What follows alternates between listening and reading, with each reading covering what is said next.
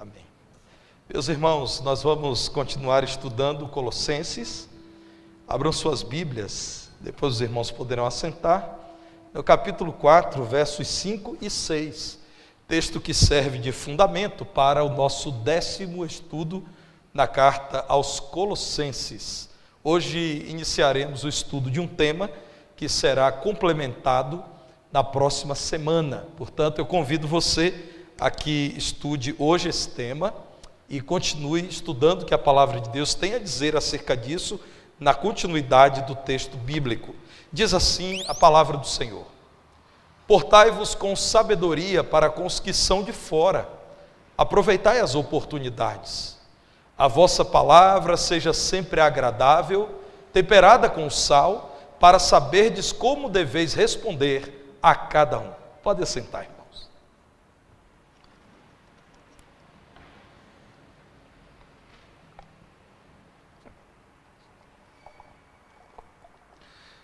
Que bom que temos aqui muitos irmãos, na galeria também temos irmãos acompanhando o culto, assim como tantas pessoas que conosco estão na transmissão desta celebração em tempo real.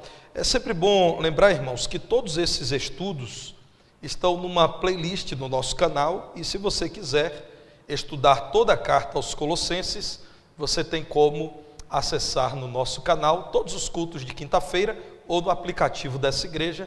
Ao final falarei um pouco mais sobre o aplicativo PIB Divinópolis, para que você continue aprofundando o seu conhecimento da palavra de Deus. Irmãos, quando Paulo estava preso e escreveu essa carta, ele garante à igreja que estava em oração pelos irmãos que batalhavam pela obra de Deus na cidade de Colossos. Então ele diz isso e ao mesmo tempo pede aos irmãos para que orem por ele. Em Colossenses 4, versículo 3, ele diz isso: suplicai também por nós. Por que Paulo pede oração?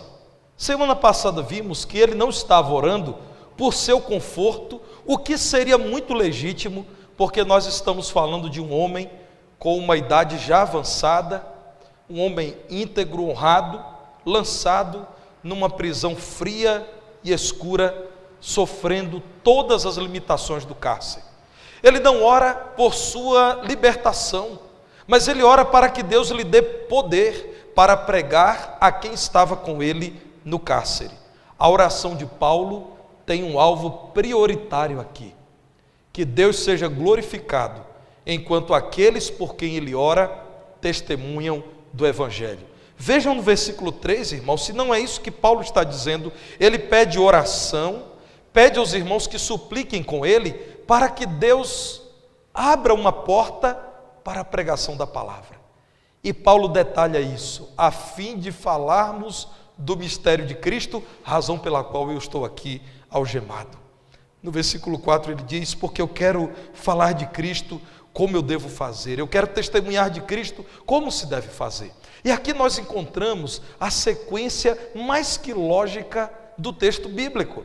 Semana passada nós estudamos, irmãos, a necessidade de oração para que possamos cumprir a missão que Deus nos dá. A palavra de Deus nos mostra que quando oramos pelo povo de Deus, devemos nos lembrar de orar para que o povo de Deus consiga cumprir a sua missão. Paulo estava orando pela igreja, para que a igreja pudesse dar testemunho de Cristo naquele tempo. Paulo ora para que os crentes cooperem com ele. Ele está dizendo: enquanto eu estou aqui na prisão, eu falo a quem está aqui. Vocês, irmãos, que não estão na prisão, falem a quem não está na prisão. E assim, sem exceção, todos cooperaremos para que o reino de Deus cresça. Vejam no versículo 3, quando Paulo diz: a fim de falarmos do mistério de Cristo. Nós, eu e vocês, devemos glorificar a Deus falando de Cristo. Orem para que eu seja fiel e cooperem com vocês nisso. Mas eu oro também para que vocês, irmãos, sejam fiéis e cooperem comigo, porque Deus dá oportunidades a quem está no cárcere como eu, e a quem está em liberdade como vocês. enquanto cooperamos para que o reino de Deus avance, nós devemos viver com sabedoria. Paulo diz que é possível um cristão deixar de viver com sabedoria e passar a priorizar em sua vida aquilo que não deve ser prioridade. É quando ele, no verso 5, diz: meus irmãos, portem-se de modo sábio, vivam de modo sábio diante daqueles que são de fora da igreja, não deixem passar as oportunidades de darem testemunho de Cristo. O que Paulo está dizendo, irmãos, é aquilo que ele já havia dito a Timóteo, que o estilo de vida do crente é um estilo missional. Eu existo como embaixador de Cristo, onde Cristo me põe. Eu glorifico a Cristo na medida em que eu sou um astro nesse mundo em trevas, refletindo a glória de Cristo. Veja Paulo falando a Timóteo, na primeira carta a Timóteo, capítulo 3, versículo 7. Paulo fala àquele jovem consagrado ao ministério: é necessário que ele quem? O texto bíblico aqui está falando dos pastores, dos bispos. É necessário que o episcopos, esse que coordena a obra de Deus, tenha bom testemunho dos de fora. Quem são os de fora? Ora, se Paulo estava falando do governo da igreja, então de fora aqui é quem está fora da igreja. Ele diz como um pastor deve se portar no cuidado com a igreja, mas não esquece de dizer: e em relação aos que estão de fora da igreja, como deve se portar o pastor? Ele deve ter bom testemunho dos de fora, a fim de não cair no opróbrio e no laço do diabo, a fim de que ele não caia em descrédito e Satanás não consiga, por meio do mau testemunho dele, prejudicar o avanço do reino de Deus, porque, como sabemos, e é profético, ferindo-se o pastor, as ovelhas se dispersam. Isso é dito em relação ao Senhor Jesus Cristo, mas é dito também, meus irmãos, para aqueles que lideram o rebanho do Senhor. Então, muito cuidado com aquilo que vocês fazem diante dos que estão de fora. Isso vale para todos os crentes. Paulo aqui fala a uma igreja, escrevendo aos Colossenses, e diz a todos os irmãos sem exceção: portai-vos com sabedoria, enquanto vocês estão se relacionando com aqueles que ainda não conheceram a Jesus e a sua salvação. Isso, meus irmãos, me toca muito, porque o que está sendo dito aqui no fechamento do versículo 5 é: aproveitai as oportunidades. E por que isso me toca? Porque há vezes em que eu e você não aproveitamos as oportunidades que Deus nos dá, de algum modo distraídos, de algum modo, irmãos, olhando demais para as coisas dessa vida e para a agenda do dia, nós nos esquecemos que onde o Senhor nos envia para falarmos de Cristo. Irmãos, quando nós passamos pela praça de pedágio, nós podemos entregar um folheto evangelístico para a pessoa que está na praça do pedágio e dizer: Deus te conceda um bom dia. Quando nós estabelecemos uma relação de amizade com o frentista do posto no qual abastecemos, nós precisamos intencionalmente chegar àquele ponto em que vamos dizer a ele: confie em Deus. E se você ainda não conhece a Jesus, eu te convido a entregar a sua vida a Jesus. E eu te convido a participar dos cultos da igreja.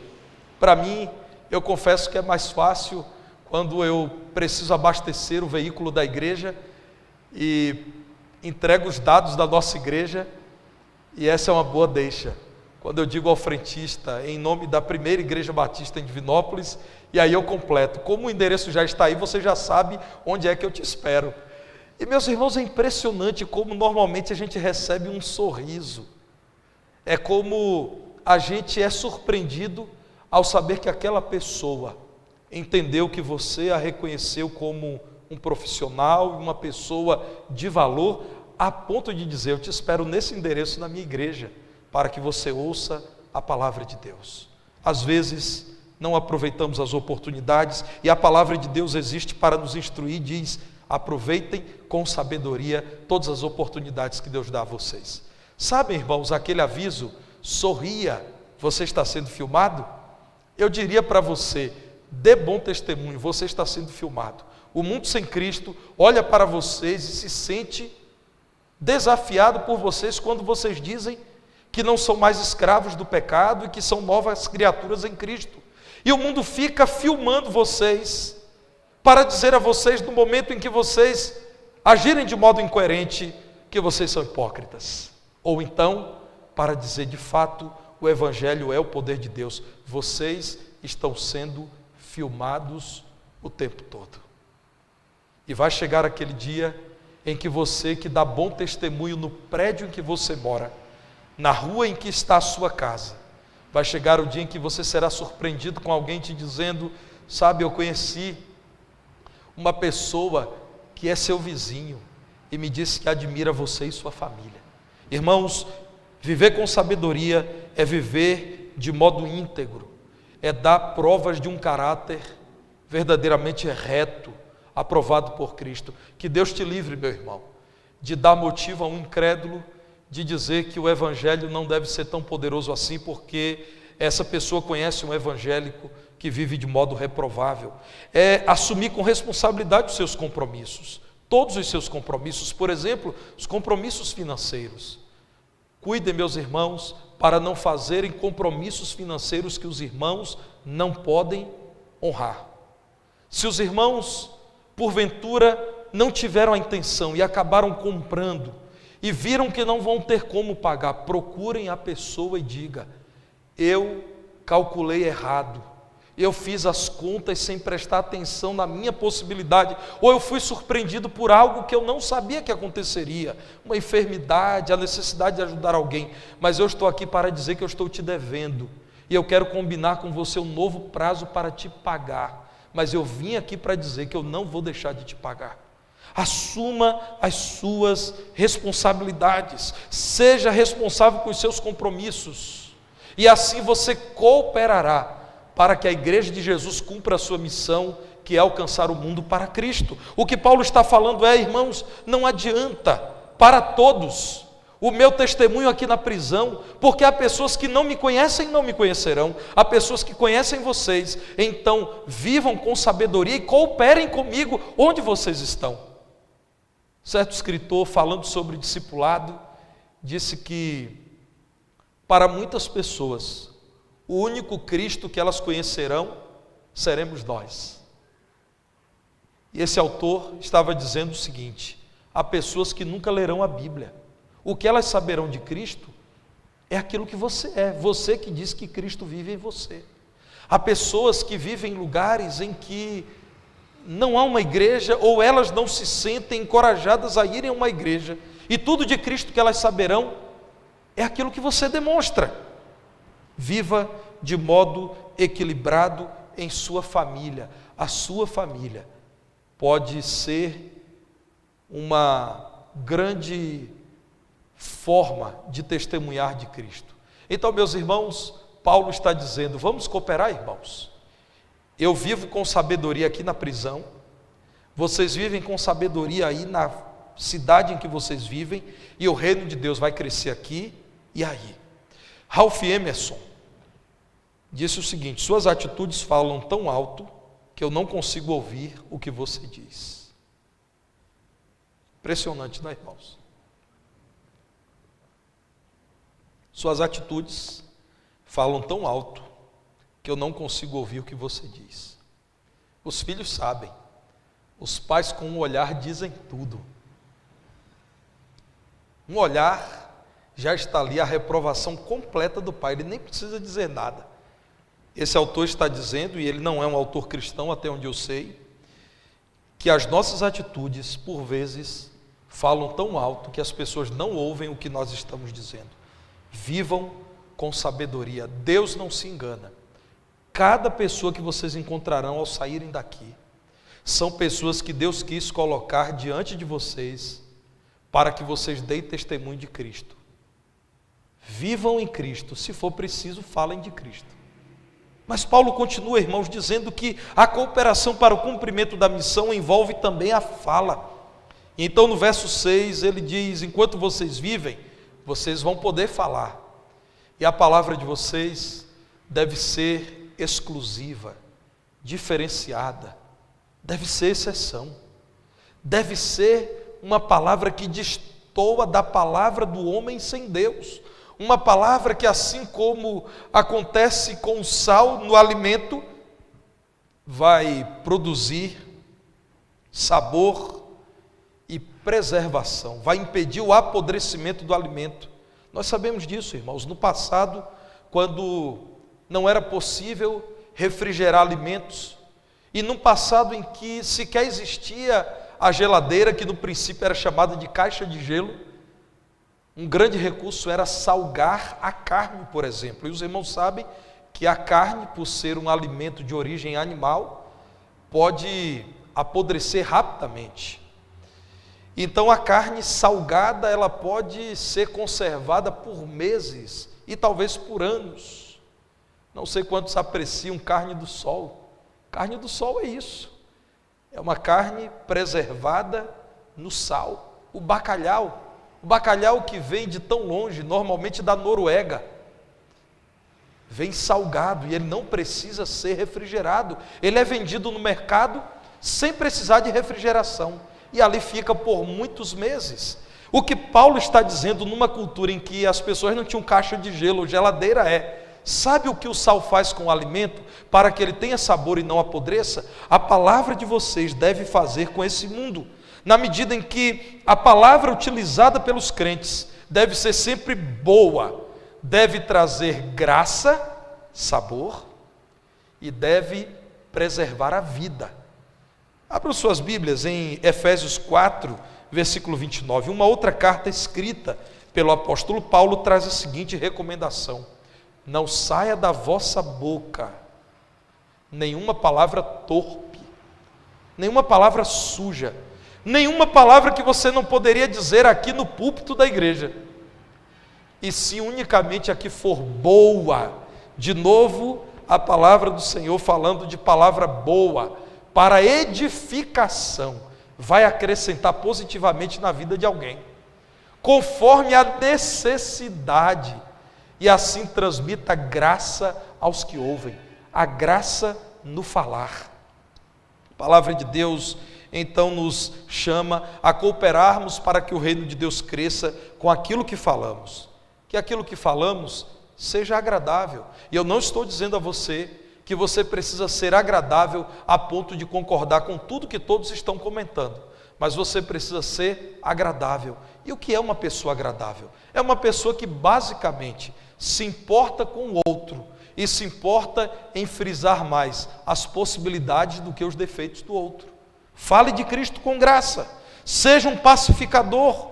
Sei que nem sempre isso é possível, irmãos. Há dias em que nós nos encontramos em dificuldade, mas o Evangelho é vida no Espírito. Deus nos capacitará para usarmos a palavra a fim de sermos pacificadores e não a fim de sermos estimuladores de ódios, rancores e disputas.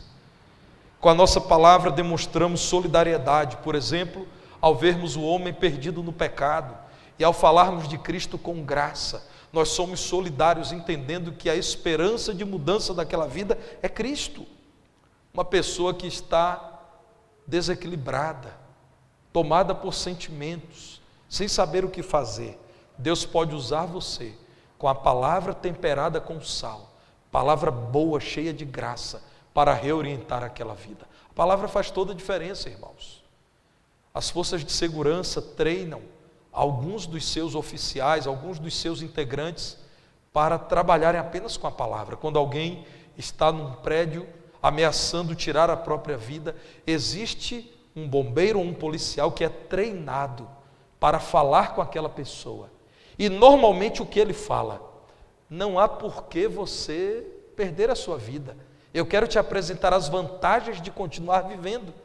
E quando um homem criminoso toma alguém de sequestro e a faz de refém, existe um profissional da força de segurança pública que é treinado para convencer aquela pessoa que a vida dela ainda faz sentido. Ela será presa, mas ela tem motivos para deixar que aquele refém viva.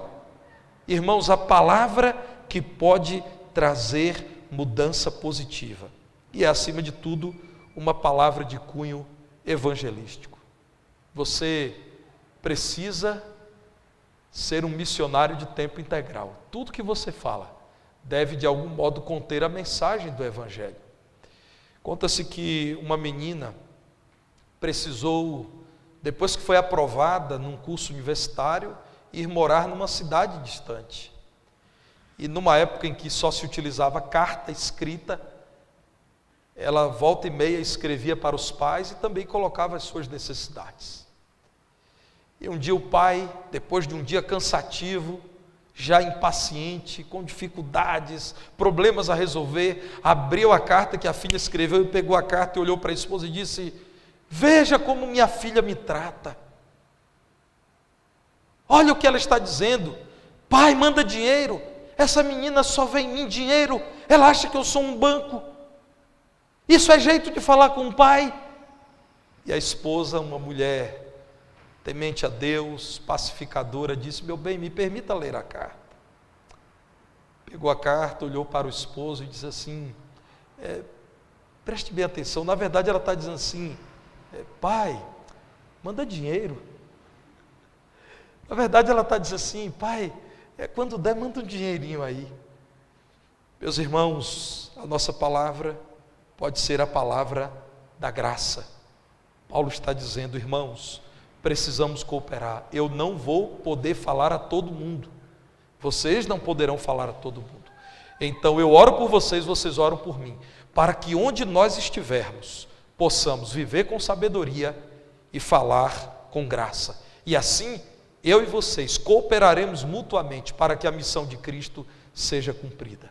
O que Paulo está falando, irmãos, é daquilo que todo crente pode fazer. E aqui agora, eu quero chamar você a reconhecer que o Evangelho não é uma obra resumida ao trabalho dos pastores da igreja.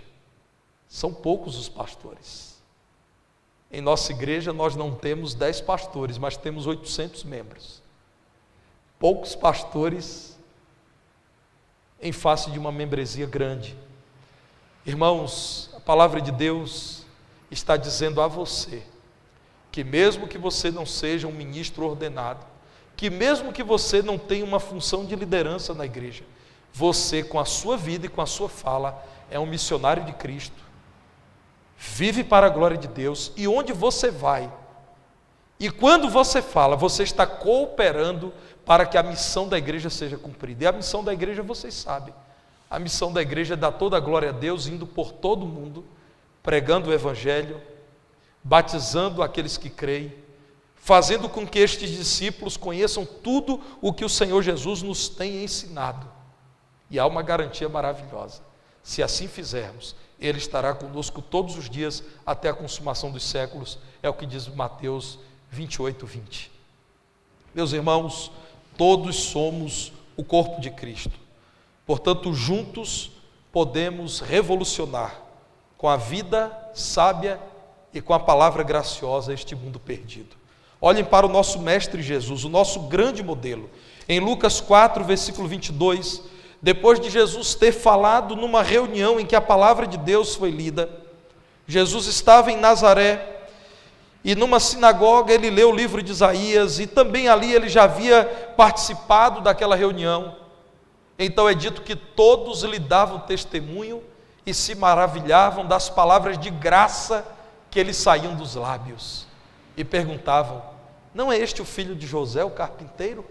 De onde vem tanta graça? Irmãos, as pessoas se maravilhavam quando ouviam Jesus. Elas diziam de Jesus que ele proferia palavras de graça. Dos lábios de Jesus saíam palavras de graça.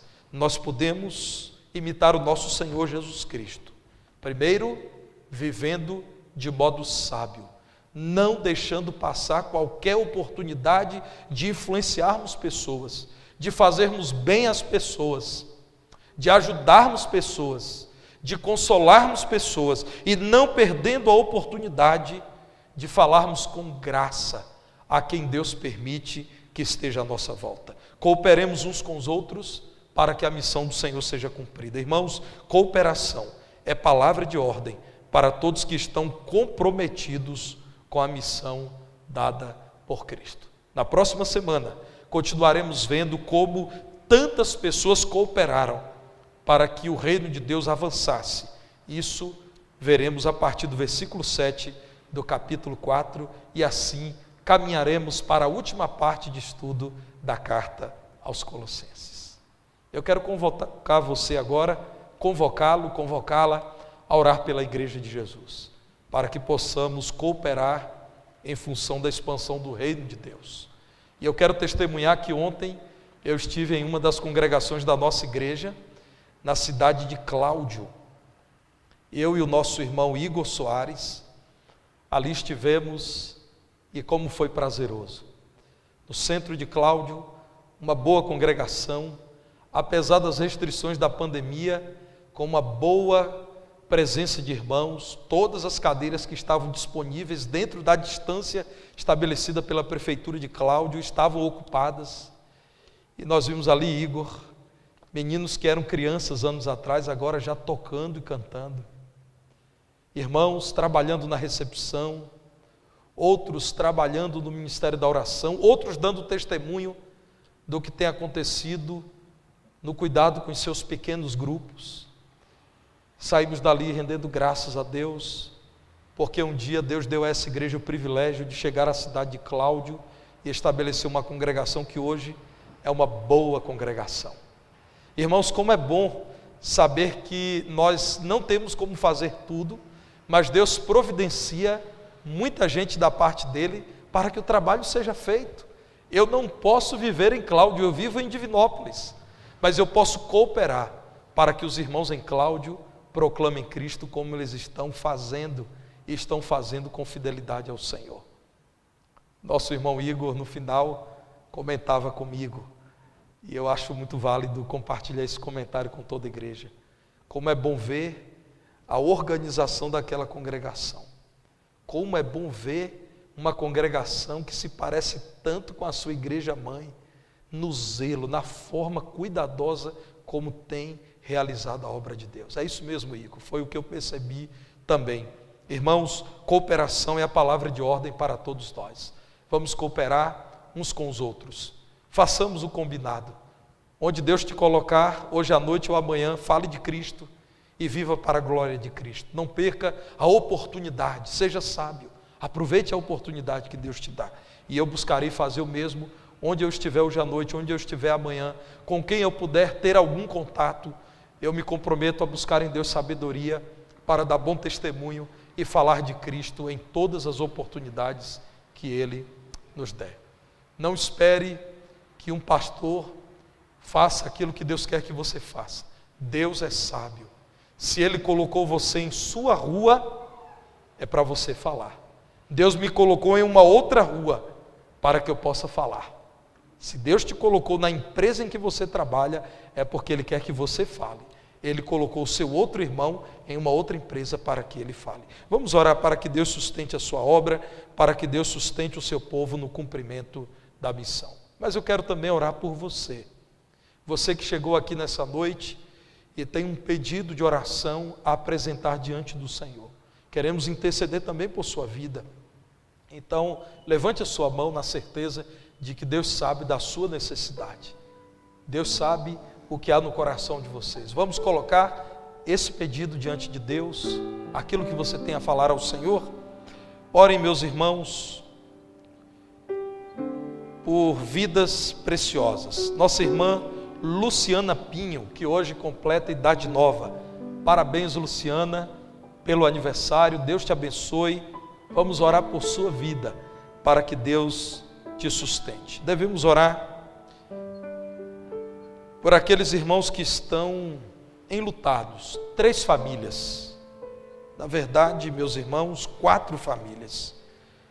A família do pastor Petrônio, nossa irmã em Cristo, a avó do pastor Petrônio faleceu. Devemos orar ao Senhor por consolo para essa família querida. Devemos orar também pela família da Aisla Félix. A mãe dela veio a falecer na segunda-feira passada, irmãos, como consequência da Covid, Quando ela morreu, ela já não tinha Covid, mas a morte foi por conta das consequências da Covid. Devemos orar ao Senhor em favor da família da irmã Elzi, esposa do pastor Ailton, pastor da nossa congregação no bairro Alinsuk. O irmão da irmã Elzi faleceu também, vitimado pela Covid.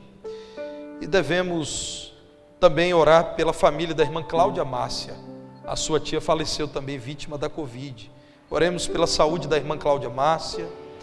Oremos também, meus irmãos, pelo amigo e pela mãe do amigo do Felipe Cortez. Também testaram positivo, não é, Felipe? Vamos orar sim por essas vidas. Lembrem em oração, agradecendo a Deus pela vida do nosso irmão Adelino, pai do irmão Edmar, que aqui está. O irmão Adelino esteve hospitalizado, mas graças a Deus está bem, está em casa, vencendo dia após dia os desafios nessa área. Essa igreja tem orado, Edmar, e nós somos gratos a Deus, porque sempre tem ouvido as nossas orações. Oremos também, meus irmãos, pelo senhor José Ronaldo. Ele é pai do nosso irmão Igor Soares. Ele aguarda a oportunidade de passar por uma cirurgia, mas antes precisa vencer a anemia. Orem por ele. Ele está hospitalizado já há algumas semanas em Itaperuna, que é a cidade de origem do nosso irmão Igor. Lembrem em oração também do nosso irmão Ronaldo, cunhado do Léo, que aqui está. Hoje eu estive conversando com a Marília e orando com ela ao telefone, Léo. Nosso irmão Ronaldo, infelizmente, também testou positivo para a Covid e o quadro agravou um pouco hoje, não é, Léo? E com muita dificuldade de respirar, ele precisou ir para um CTI. Orem pelo irmão Ronaldo, Gualberto, Ronaldinho, esposo da Marília. Orem também pelo casal Michael e Priscila. Michael e Priscila também, irmãos, testaram positivo para a Covid-19, estão enfrentando altos e baixos e eles precisam das nossas orações. Eles são pais de duas crianças muito queridas, o Luca e a Pietra. Orem por eles também, a fim de que haja restauração da saúde. E, meus irmãos, orem também pelo Udo. Udo é o esposo da irmã Maria da Paz. Hoje eu telefonei para a irmã Maria da Paz, orei com ela. Ele passou por uma cirurgia para a retirada de um tumor no fígado. E já está em casa, mas precisando muito das nossas orações. A irmã Maria da Paz também, porque ela é quem dá toda a assistência e tem vivenciado as lutas desse tempo de enfermidade. Vamos orar? Vamos ficar em pé mais uma vez? Presente diante do Senhor com fé a sua necessidade. Senhor amado, é porque o Senhor é